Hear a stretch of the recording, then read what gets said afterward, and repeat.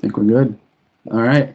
Welcome back to another Serious Angler podcast. Tonight with us, we have an old friend, Mr. Greg Blanchard. Many of you may know him from the kayak fishing on YouTube. How you doing tonight, sir? I'm doing good, man. How are you? Doing well. Holidays, middle of holidays, so kind of a Oh little yeah, low point for me, a little slow schedule, so can't complain. yeah. Well, we're here, right?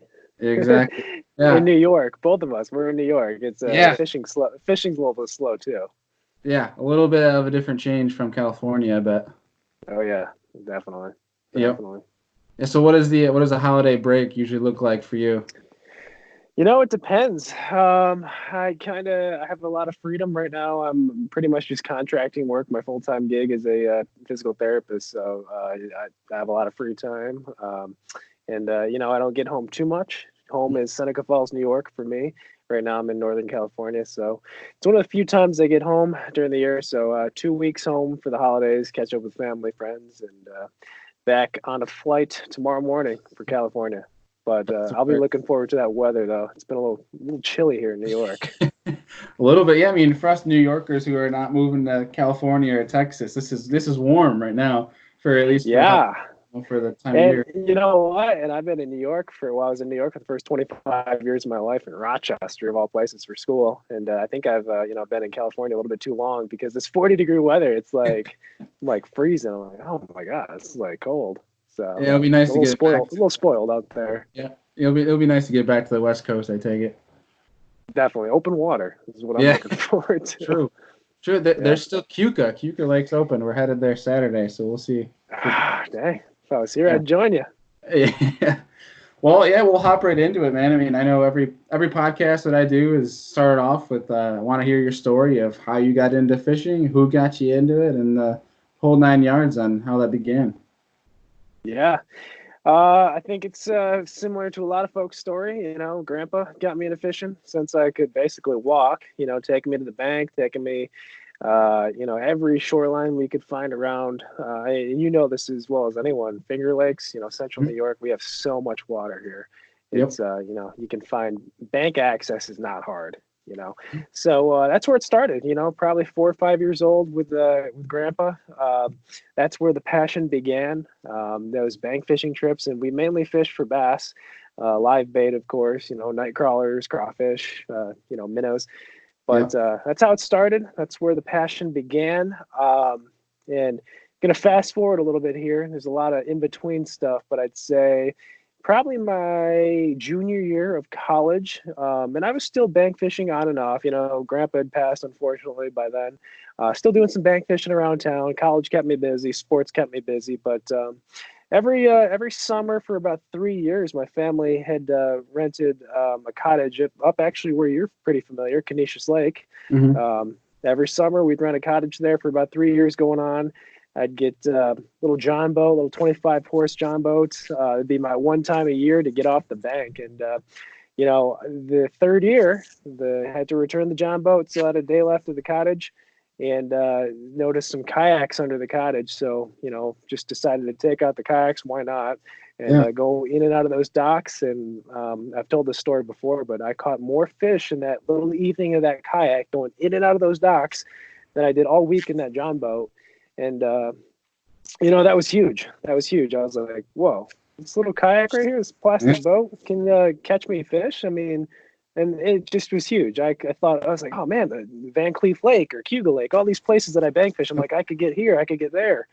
And yeah, that Christmas got a kayak, and the rest is history. I mean, I've been addicted since, just like all of us. I think that first time in the kayak, you know for sure it's something special. Yeah, if any people watching this have watched your YouTube, I'm sure they know how addicted you are to, to kayak fishing and how much it's Yeah. kind of taken over your life as a lifestyle. So, Yeah, it is a lifestyle. And like I said, it was about my junior year of college, yeah. and I actually got a GoPro. I did 1 year of kayak fishing, no GoPro, no cameras or anything. And then the next year, I got a GoPro and a computer and did some editing. So that's when I started uploading. So Okay. basically, my second year of kayak fishing is when I started the YouTube channel. And it's funny, if you go back to like my earliest videos, it's just Oh, it's a mess. It's you got the two-piece rods. I think I'm probably like throwing a frog on like a spinning rod. It's it's funny though. It's funny because it wasn't that long ago, if you really think about it, maybe 6, 7 years ago. Yeah. And it's been fun. It's been a fun learning process ever since. And yeah, just a great part of my life at this point. Yeah, and it's kind of interesting and almost kind of fun to when you look back on those early videos where you're kind of sitting here to yourself, you're kind of cringing at the first videos, like, why did I do this? Why did I do that? But it's Well, cool to see the how much you progress though with your Well, I was especially gonna with your say, I still cringe like a year ago. I look at something videos. I did a year ago, and I'll still cringe. But Yeah, no, you're totally right. The progression is interesting, and it just goes to show. I mean, not taking nothing away from bank fishermen, but if you get a kayak and you can get off the bank, and you really start to, you kind of have to learn how to fish a little bit more in a tactical way. Your just skills get better, and yeah, you can definitely see it through my channel. I mean, I still get better. I'm still learning, so yeah, it's special. yeah. And it's definitely one thing like you saying that kind of it's a big transition for you, I guess, for fishing from a bank for so often, and now you're in California, and I've noticed a lot of your videos. You'll kind of point out your graph and what you're looking at when you're fishing in some of those lakes in California, and you're in 30 to 40 foot, so that's completely new territory for you. I imagine when Yeah, you kind of started fishing depths like that, it was almost kind of scary because you have to learn everything all over because it's entirely yeah, different from fishing shallow. yeah, So totally different. And I mean, California is it's such a diverse place to fish. You've got the Delta, California Delta, which is tidal, shallow grass. I mean, you're fishing almost in 3 foot or less the entire year. And then you've got some deep, clear reservoirs, fishing 40 to 60 foot, light line. I mean, it's an area where you have to be versatile. And I do obviously a lot of tournaments out there as well, and they travel quite a bit. So you have to learn. You have to use your electronics. You have to learn different techniques, and it's been a good experience for sure. yeah, and it's going through those different experiences and experiencing and fishing different scenarios kind of helps you become a better overall angler, which obviously you've seen your success in different areas you've been and Yeah. to continue this season, I'm sure. You got some Yeah. big things coming up, I'm sure, with the national championship. So, Oh yeah, yeah, and I mean, we kind of back to. I mean, not to talk about it too much, but back to kind of the fishing story. So after those, after I got into that kayak, I still did my physical therapy degree and whatnot, and I did travel physical therapy after I graduated, which was about 5.5 years. So that 5.5 years, I mean, I was traveling the country, from Delaware, Maryland, Pennsylvania, yep. Massachusetts, Texas, Southern California, and I brought my kayak with me, which was another reason the kayak was so great. I mean, I'm not gonna, trailer a boat around the country. Yeah. So all those different areas, the different bodies of water, just the different, terrain, and just, I mean, everything. Forage was definitely beneficial to just being more versatile as well. Yeah.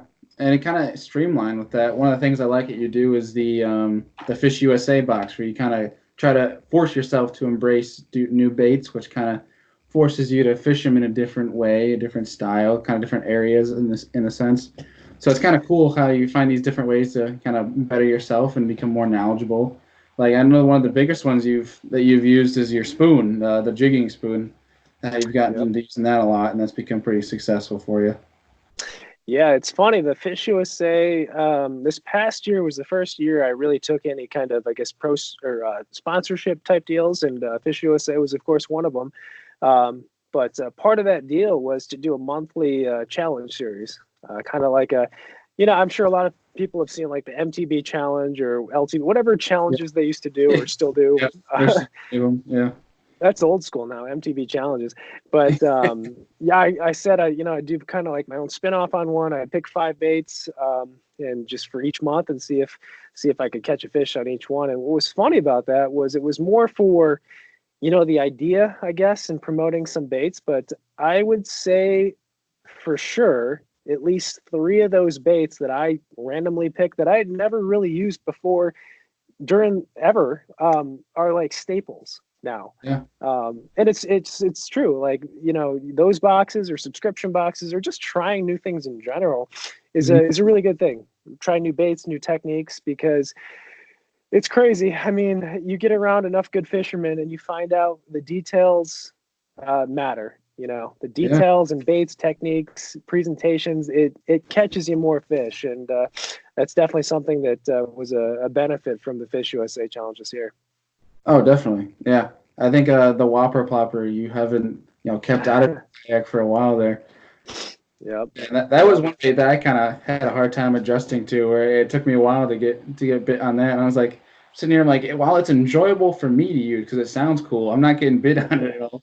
So you kind of like tweak different things and then whatnot. But Yeah, and once you get bit on one of those baits, I mean, it's like it's crazy just how much your confidence goes up. yeah, Like, I mean, it's all about. I mean, I don't. God, it sounds crazy, but a lot of people say confidence is everything in fishing. And when you mhm, have confidence in a bait, I don't know. I think you just fish better. yeah, So, you know, forcing yourself to use those baits and basically getting a bite. I mean, just your confidence skyrockets. yeah. Just being persistent with it, and even Yep. sometimes when you kind of doubt yourself, but you kind of try to slow down to think like, if I'm in the right situation, it should work. I just have to be persistent with it. I'm not going to get bit every cast. So it's Absolutely. a huge mental game, which we've mentioned in these podcasts so often. Is mental. Fishing is so mental. It's ridiculous. So Yep. yeah. Definitely. So kind of going back on the YouTube, when you kind of started with your like shooting with your GoPro and getting film, whatnot, was your intention to go out and try to build up a YouTube channel, or did it kind of just happen? Definitely the latter just happened. I mean, I think initially I was just doing it for friends and family just to be like, hey, look what I'm doing. I'm fishing. Yeah. But yeah, I kind of, you know, the first few years, well, yeah, the first few years it was just kind of on and off. Maybe uploading once every week, every couple of weeks. Definitely nothing in the winter. But when I got a job in Texas, which probably was my third or fourth year kayak fishing, when I got a job in Central Texas, I kind of dabbled in some of the tournaments in Delaware and New York. But when I got a job in Texas, that's when I joined a big kayak series. It's the CAT series, Kayak Angler Tournament Series. It's still quite big, but at the time, you know, they were on the rise, and they were fishing bodies of water all around, you know, Central Texas, around Austin, and they were pulling at least 100 anglers per tournament. And you know, I just got really into it. I learned a ton. I mean, I was surrounded by some of the best fishermen in the country, and it really, you know, made me up my game. And those tournaments, I ended up doing extremely well. I fished clean. I got very lucky. A lot of the places we fished really just kind of fit in my wheelhouse as to how I started doing a lot of like shallow flipping and pitching that year. It's the year I started using the Rage Menace, and almost every tournament we went to, that was like the favorable technique, and I was just catching some good fish. And I had a lot of success in Texas. I was lucky enough to win Angler of the Year in Texas that year. And that is when the YouTube channel started to get a little bit more serious, in that I was committed to uploading regularly or more consistently. Yeah. And even after that, for a year or two, I wasn't, you know, like, oh, this is going to happen. I'm gonna do YouTube full time, and I still don't think that, but you know, that's when it probably changed as far as my mentality, you know. And then I was like, okay, we got to be consistent with this. You know, this is, I think this is, I enjoy it. First of all, that's the main reason I do it, is it's fun to upload and showcase content in a growing sport. But that's probably the year it kind of turned. And God, that was, I guess, 4 years ago now. So I've been Yeah. going ever since. Yeah. It's kind of cool to see how your success grows, even with the YouTube channel. When you start pumping out content and just watching the audience grow, and it kind of, while you enjoy it yourself, you kind of almost want to do it just to see as you grow, just see the growth just keep, rapidly, increasing. And now you're at over what, 46,000 on YouTube or something like that. I think it's over 50. Got over Oh, 50 50 this now? year. Yeah, so it's been steady growth. You know, it's I've never had too many ups and downs, but it's been pretty consistent. And yeah, it's fun. To me, it's fun. It's I like, having, it's kind of like my own like fishing log almost, you know what I mean? Yeah. Like I can recap, a day on the water just by going to my channel. Yeah, and that's one thing I've discussed on a couple podcasts we've had here is with the YouTube channel, you can kind of look back at your older videos you've had, and while like the lakes might not be fishing exactly the same, you can kind of go back and see what kind of worked and the different minor details that you may not have noticed in the time being while you're fishing, but you can go back and you can kind of analyze everything that you're going through and kind of pick Yep, things apart and learn things from that. So that's kind of cool that you look at your channel that way too. So that's absolutely. interesting.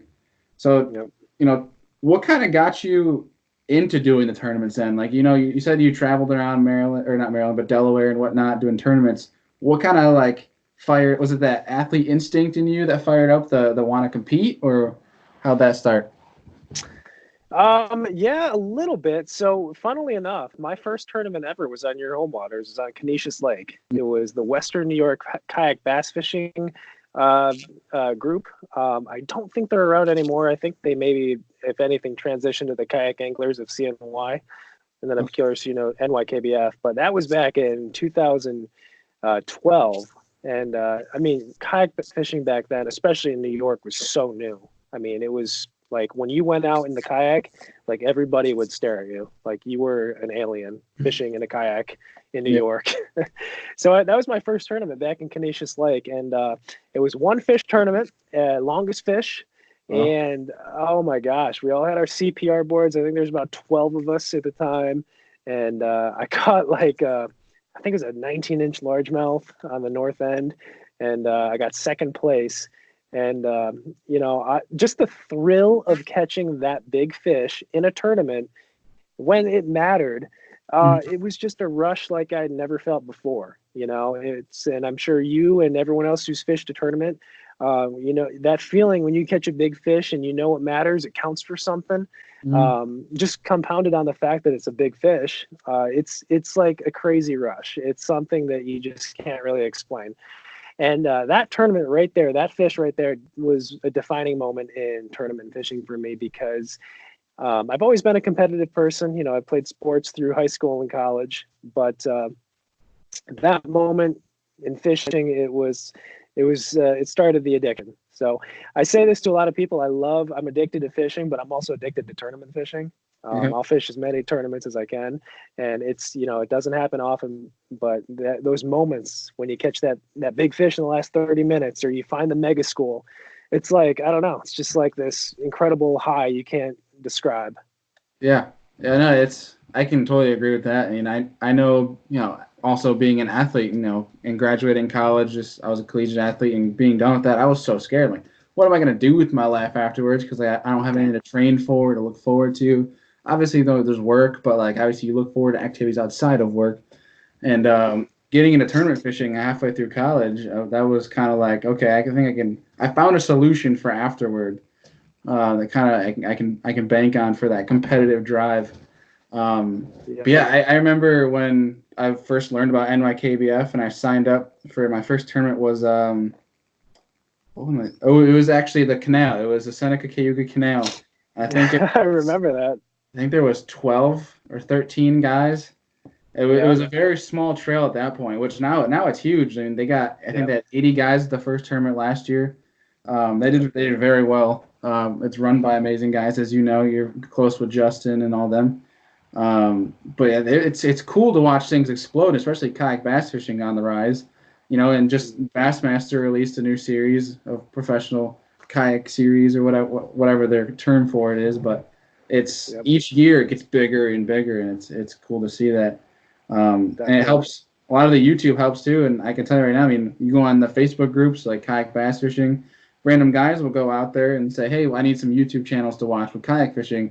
And dude, I have to tell you, your name pops up 70% of the time of different channels to watch. And if guys aren't Yeah. trying to market their own channels, but Yeah. there's very few channels that are strictly just kayak fishing and tournament kayak fishing. I think you're leading the Yeah. market right now in that. I appreciate it. Yeah, it's so I mean, if I didn't have a YouTube channel, I'd still be fishing just as much. I'd still be tournament fishing just as much. I mean, like I said, ever since I could walk the banks with my grandpa. It's been an addiction, and the YouTube thing is just a bonus.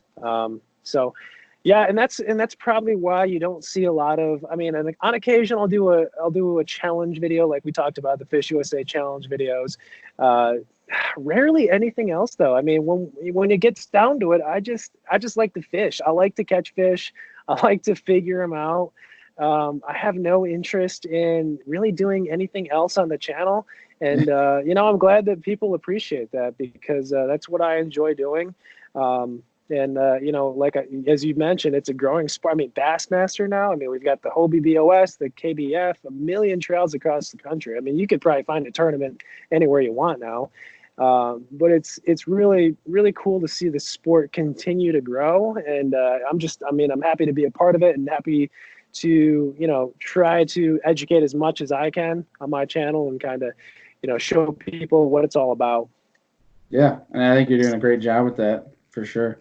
And it's only going to get bigger from here, with guys like you kind of leading the YouTube game, which kind of, exposes a lot of people anyone who has access to the internet. So it's going to be interesting to see, the next 5 years, to see where kayak fishing goes. I think looking at, with Bassmaster coming out with that new series, to see how successful they are this year, and then kind of going off that to see what tournament trails might kind of try to dip into the kayak market. But I think it's great for KBF too. I talked with Chad, and he said, the more series the better, because it brings more recognition. You put the Bass label anywhere out there, someone's gonna know what it is. I mean, someone who's not really big into fishing might most likely 90% of the time have seen that logo somewhere. Yep. So it helps, that being on kayak fishing kind of helps, raise awareness, and it's definitely going to attract more people to the sport. So I think it's going to be awesome. But definitely, kind of one question I had, kind of going into, because you've fished in New York for a long time. You said you grew up 25 years in New York. Obviously you resurfaced. You came back and fished. Was it Otisco last year? Yeah. Yep. And then you fished Texas. Now you're in California. Not dwelling too much into it, but how has your fishing style or a way you approach fishing kind of changed from going from New York to Texas to Cali? Man, that's a good question. I mean, like we talked about, with work and traveling, as a travel PT and having to go to these new places and adapt. I mean, I'd say in general, it's improved, just being more versatile. I mean, I'll tell you what, when I was out on Canisius, going back to that first story, when I was renting that John boat back in college, junior year of college, I was literally taking this John boat out. And granted, it didn't have a trolling motor. I was taking that John boat right out in the middle of the lake. I had like a spinning reel with a spinner bait, and I was just hucking that thing as far as I can and just winding it back. And I was catching a bass every so often. I think I was catching more northern pike than anything.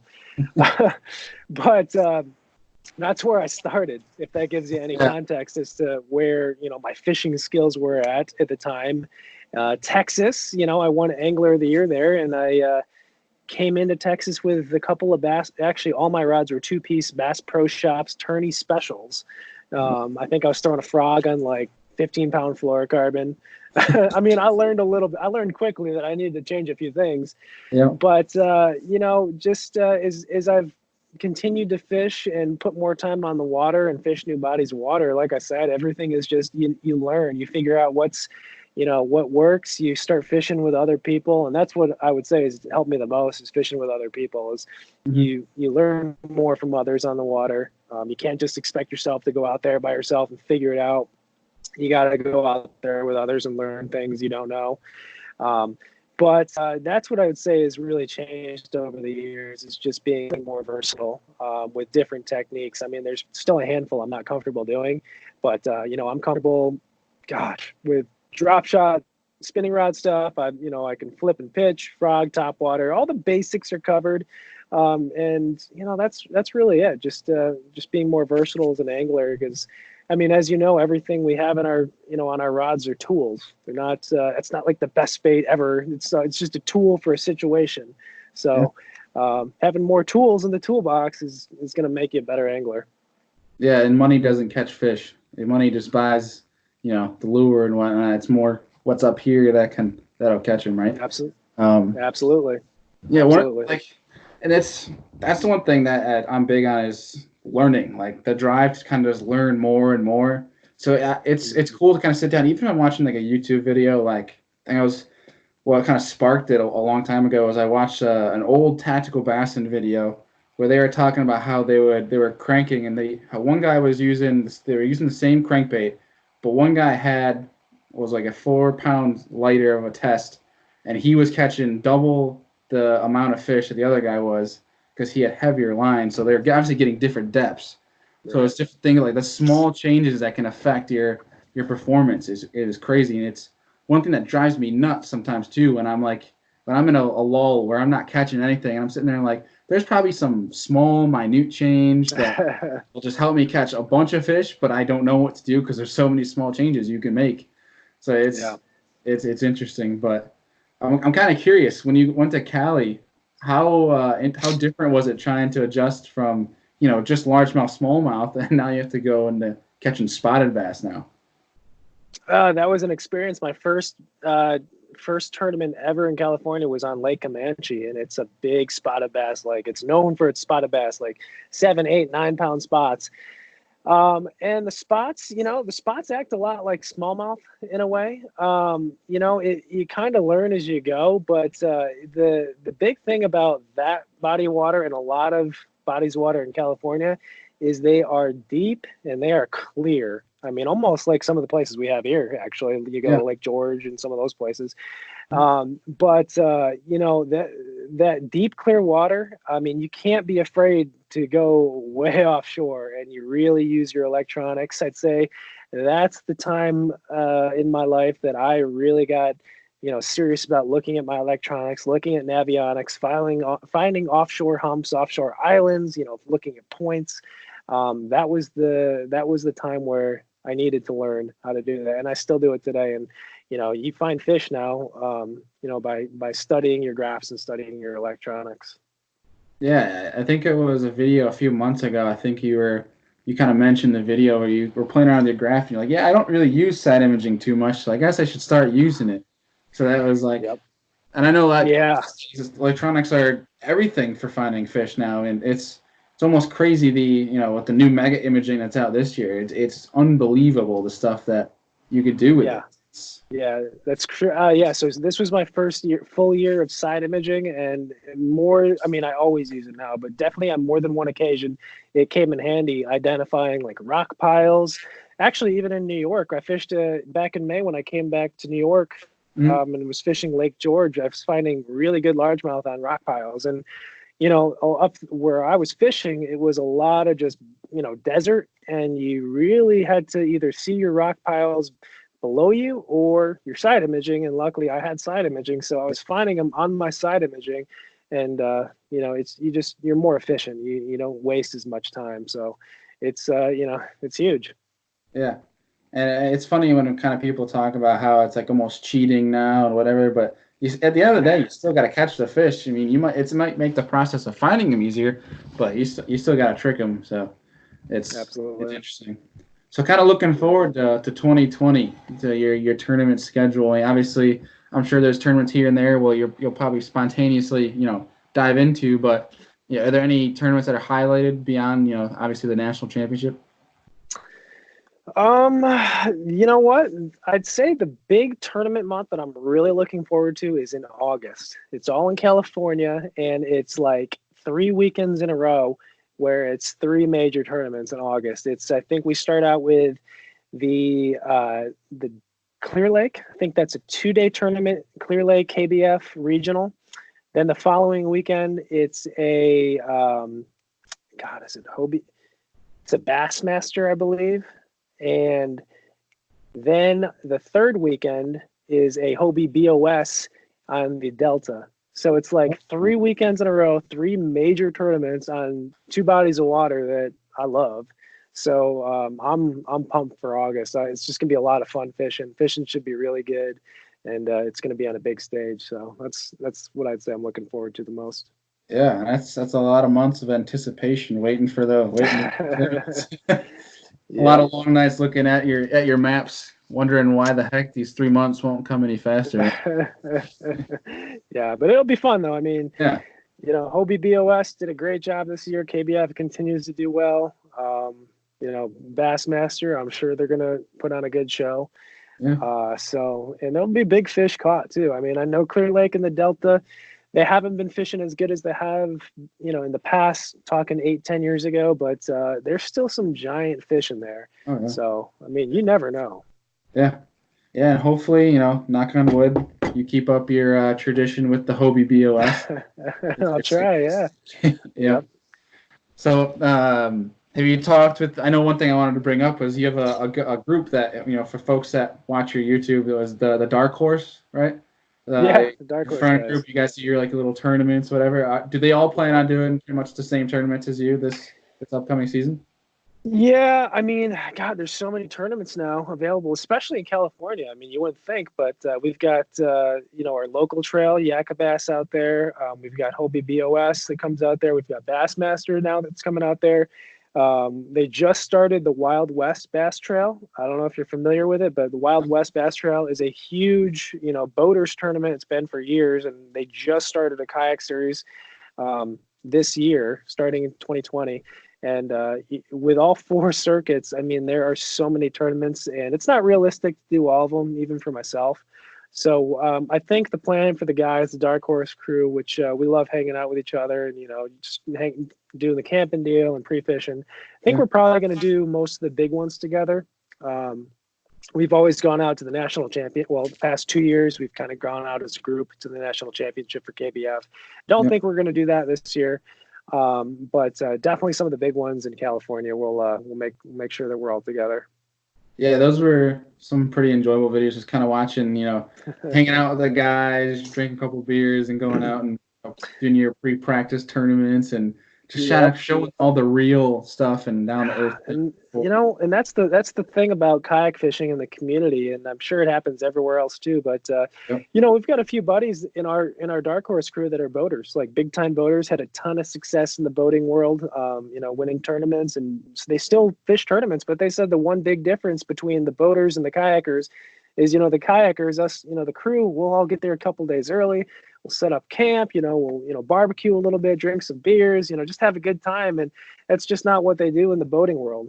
I don't know why, but it's just a different vibe. And I think you've probably heard this before, but the kayak fishing community is a different breed. I think it's a lot more, welcoming in aspects. I'm not saying for everywhere, but I think it's a lot more welcoming in general, just because it's so new. And I think that's what attracts a lot of people to the tournaments, actually, is just, just being together, having a good time. It's not the tournament, of course, is important, but I'll tell you what, there's a lot of tired faces the tournament mornings after a night of having fun. I'll say that out in California. Yeah, I can only imagine. But yeah, including myself. Yeah, it's a good time, and that's one thing I've talked to a few people who are from NYKBF, or I had Cody Milton on here as well. We were talking about the community, and that's one thing you just brought up is how it's entirely different from most boating leagues and whatnot. It's not as cutthroat. I think a lot of that has to do with kayak fishing is a lot of these weekend guys who work their 9 to 5s and work a lot, and they aren't chasing the money where a lot of boaters are trying to find those clubs and work their way up. So they're very serious. And obviously, that's their income. That's their life goal, is to, make it big. So not that saying that kayak anglers aren't trying to make it to that top stage, but I think it's interesting to, watch a lot of the kayak anglers come in, and then it's more of a welcoming group because you don't have to spend as much money. It's not as, it's more cost effective for anyone to join. So it's guys saying, hey, you have a cheap kayak, a paddle, a life vest, and your phone works decent enough. You're my friend. Let's go have some fun. Let's have a campfire the night before. Let's make it a fun outing. By all the guys. So it's more down to earth. More, I would say, not in any negative term, but it's more blue collar than a lot of the bass tournaments are. It's more like you said, very friendly, welcoming. Whereas all these boater guys, they're just waking up at 3 a.m, driving to the boat ramp, and they're not staying at these campgrounds like a lot of the kayakers are, and they're more serious. They're tunnel vision, looking to win, and if they got to cut somebody off, they cut somebody off. But Yeah, you're 100% correct. And like I said, my buddies that do boater tournaments, they said exactly what you just said. I mean, it is in a way cutthroat. I mean, Yeah. they show up, they fish, they get out. That's Yep. what it is. But Yeah. yeah, absolutely, man. Yeah, it's cool to see, and that's one thing not saying I don't enjoy boater tournaments. I love any tournament scene, but a part of me gets a little bit more excited when I have my kayak tournaments, over boater tournaments. So, but I think this spring, if I'm staying at one place, I'll probably do more boater tournaments than kayak tournaments. Now that I'll probably be more on the helping side of NYKBF than I will be the Oh, competing. nice. So we'll see. Yeah, the podcast is now the official podcast of NYKBF. So looking Nice, forward to man. the winners of all NYKBF of the tournaments All up on. right. So should Well, I should know I think I'll be at Canandaigua. I think, gosh, just looking at the schedule the other day, I think I'll be at Canandaigua on the 2nd of May, I believe. okay. And there's a Canisius tournament somewhere mid-May. So I'll definitely be at least one of those I'll attend. So looking forward to getting back to the crew and Yeah. fishing. Yeah, that was one thing I was curious about. Do you just come back for that pre-spawn bite? Is that why you head back to New York? Is it officially outing? Like, what is it? Yeah, no, you're so last year I just came home just to come home, of course, to do some fishing, but mainly to see family because again, all my family's here in central New York. I don't see them a ton, so I made a trip of it last year. This year I stayed quite a while. It was like almost a month. Yeah. But the fishing was epic. I mean, you know how good the fishing is in New York in the spring. I mean, Yeah. April, May. I mean, almost throughout the entire year, to be honest. As soon as that ice melts, I mean, it's good. It's good fishing. I mean, you're Yeah. not catching any 9-pounders, but you're catching 3 to 6 pound fish all day long in most cases. And yeah, I think that trying that this year, it was a great experience, great fun, and I plan on coming back again this May and hopefully repeating some of that good fishing and doing whatever tournaments come up. Yeah. Yeah. I say it time and time again that New York is so underrated for the Oh fisheries yeah, we have here. And I mean, obviously, very well, Cayuga is a whole other beast compared to a bunch of other Finger Lakes. I mean, there was a Rochester Bassmaster tournament that was out there prior to season, so they had to do the MLF style where they weighed it on the water. But obviously, it was still best five, and it took 31 pounds to win that one. So that's they say there's not huge fish in New York, but I think it was eight. The biggest was the 8.3 that came out of Cayuga. So they're there. Well, I'll tell you what. I was kind of comparing some of the New York tournaments and some of the California tournaments. Obviously different bodies of water, but a lot of the New York tournaments had higher overall, top fives than the California tournaments. I Yeah. mean, the quality is here in New York. Again, you're right. Like, you're not going to catch a double digit probably, but I mean, man, the quality fish, and it's not like. I don't know if they don't get as much pressure or what. I mean, I know they do get pressure, but there's so many places to fish in the Finger Lakes in central New York. You got the Finger Lakes, you've got, I mean, the Great Lakes, you can go the canals, the rivers, ponds, whatever you want. I mean, there's so much water here. It's just like you could literally fish a different place every day of the year if you wanted to travel a little bit. Oh yeah. Oh, definitely. Yeah, I mean between So, that and if you're not from Central or Western New York, you have the Adirondacks and the St. Lawrence up there. It exactly. doesn't end. Yeah, it's Yep. yeah. So kind of getting away from all the more fishing serious conversation. Not that it's not more fun questions, but kind of some interesting things that kind of will make you think a little bit. But before we get into those, it's going to give you some time to shout out your social media as well as some of your pro staffs that you work with as well. Yeah. You can find me on YouTube. That's the main social media platform, YouTube. It's my channel is just Greg Blanchard, my name. Should come up in a search. But yeah, you can find me on Facebook, Greg Blanchard, Instagram, Greg Blanchard 17. That's pretty much it. It's kind of funny. I always tell people I'm like the worst at social media. I'm so bad at social media, but I do YouTube. I upload on YouTube, and that's pretty much all I do. I think I post on Instagram maybe once every month or so or something like that. I don't know. And I don't think I've posted on Facebook. I just have Facebook. That's all I have. It's just there. Sweet. Is there any pro staff or anything you want to give a shout out to? Oh yeah. Right now, so I'm still in the negotiation process right now for 2020, but right now I'm definitely with NRS. So NRS, you guys probably seen the life vests and some of their bibs and just kayak fishing apparel. The gloves. NRS is killer. The gloves, yep, and I know for 2020 they've got some really cool stuff coming out. They've got some new boundary boots that are coming out that look just killer, and the boundary boots right now are awesome. But assuming I stay on with everybody and everything works out, Fish USA again. Fish USA, you can order, a bunch of tackle, baits, stuff like that from them. Native Watercraft is the kayak I've been rocking for like 7 years now. I haven't turned back, and they've been great boats and definitely have helped me, just be productive and efficient on the water with that pedal drive. Sierra Nevada, I'm not drinking one right now, which is kind of bad for the sponsor, but Sierra Nevada beer is another company that supports me and the Dark Horse guys out there in California, supplying that good time beer for us and, helping us out a little bit here and there. And then Torqeedo, which is a electric motor for the kayaks or whatever you want to put it on, really, is on the back of my Titan 10.5 back in California.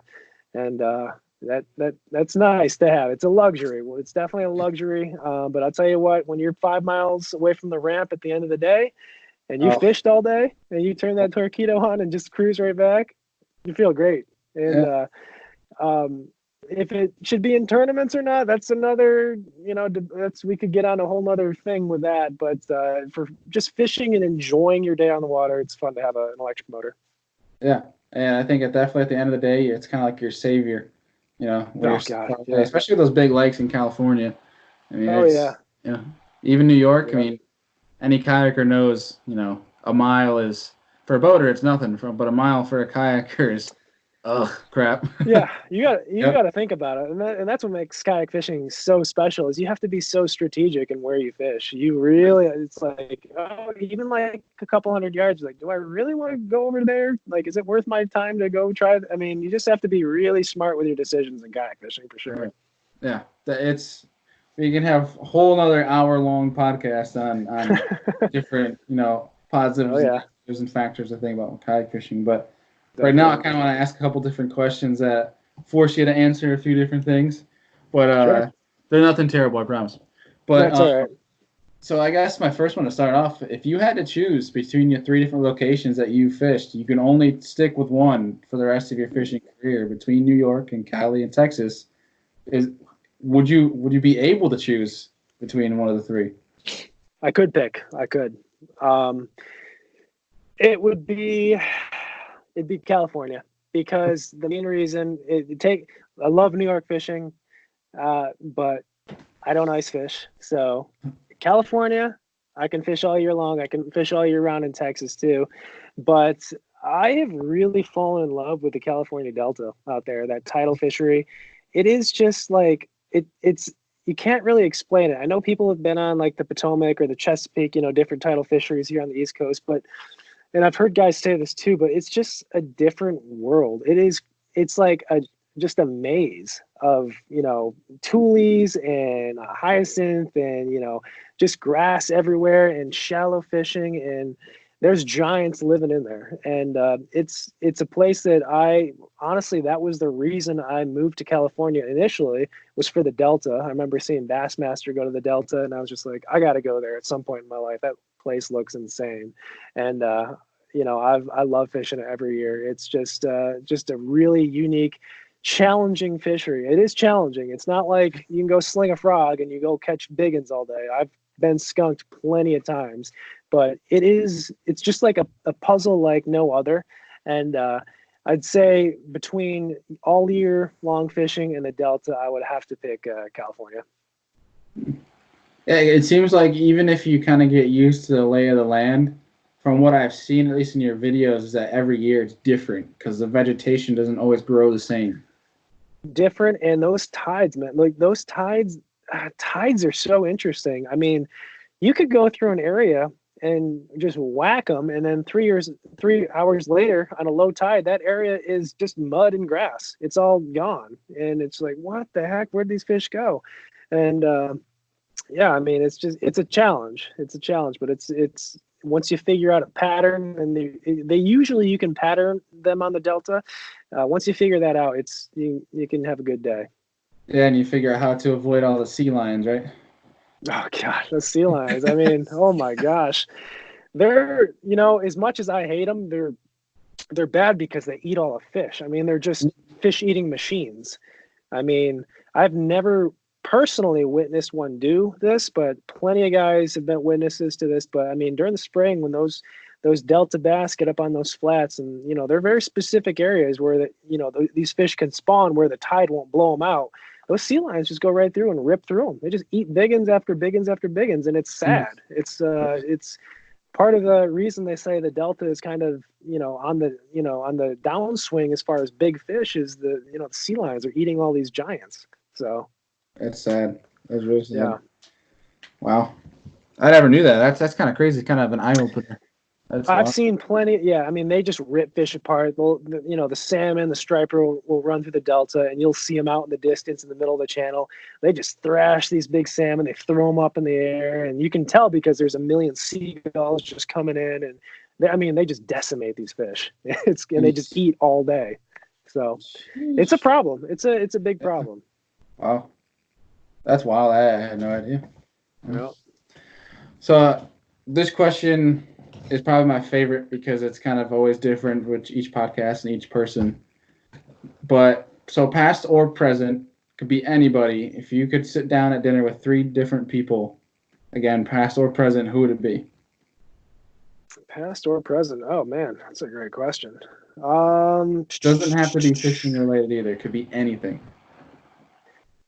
Ooh, very good question. Well, I'd say definitely my grandpa would be one. He's passed. I mean, he passed a while ago. I was in 7th grade. But definitely my grandpa, he'd be one of them. Man, that's a good question. He'd be one. I would say it'd be really cool to have Greg. One of my favorite fishermen of all time is Greg Hackney. I'm sure a lot of you guys know Greg Hackney. He just seems like a cool guy, just the way he fishes, the way he talks, the way he handles himself. I'm a big fan of Greg Hackney. And let's see, my third one would be, I'm a big soccer fan. I'm a big soccer fan as well. So I would say Leo Messi.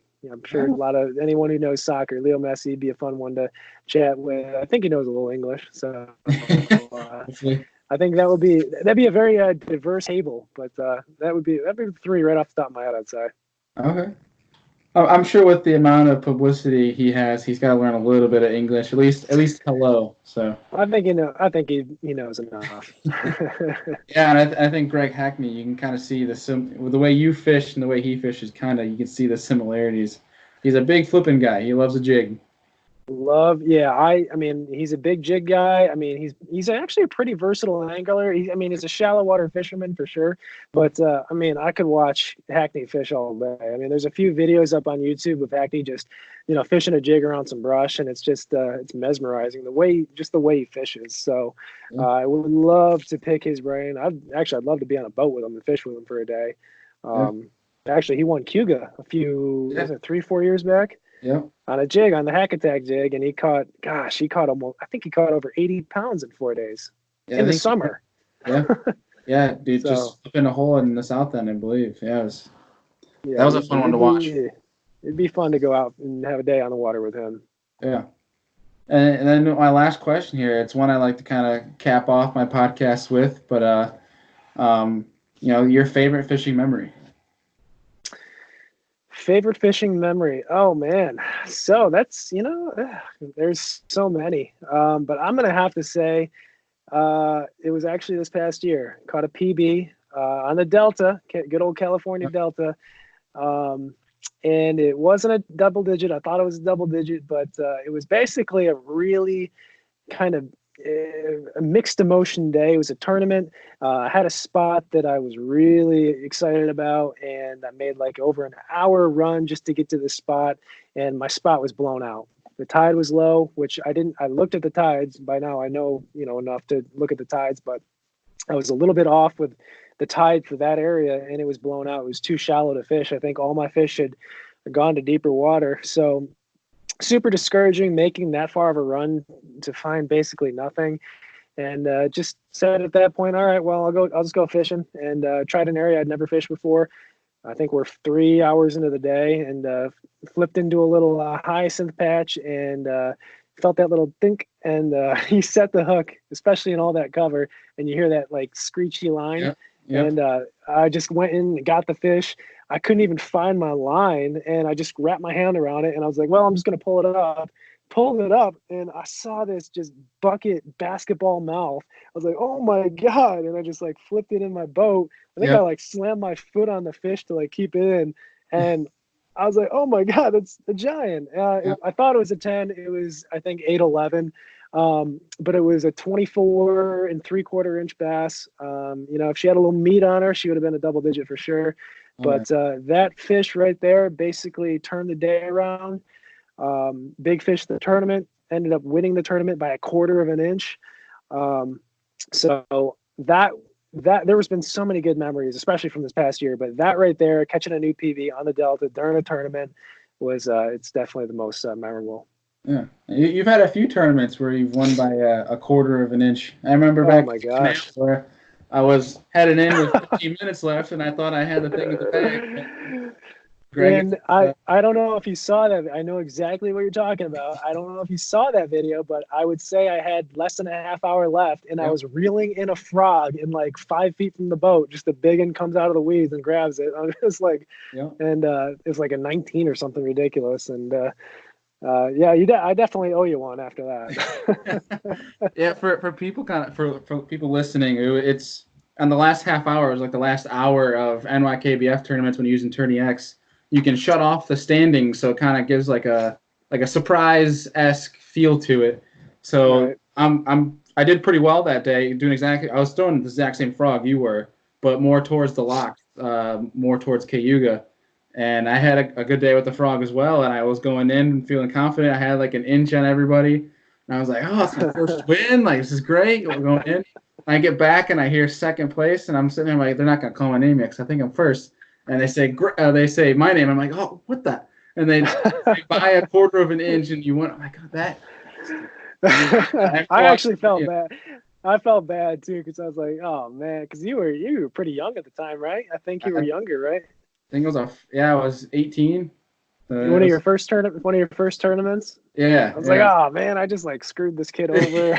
like I'm just like totally disheartened him, but you'll get me back though. I'm sure you'll get. Well, you've had good success actually throughout the series, I think, right? You've done pretty good. So I've won a few, and I've pretty much every other tournament I've gotten top 5. So it's been a blast. But that worked out in my favor because I needed a new paddle back then, and second place new Angler Pro, so it was perfect. Dude, it's crazy, and I can definitely attest to this, but like that's why you've got to fish till the last minute. Like in 2019 alone, I had more than 2 tournaments where I caught a key fish in the last half an hour. One of which was the one in the OBBOS on Shasta, qualified me for the TOC.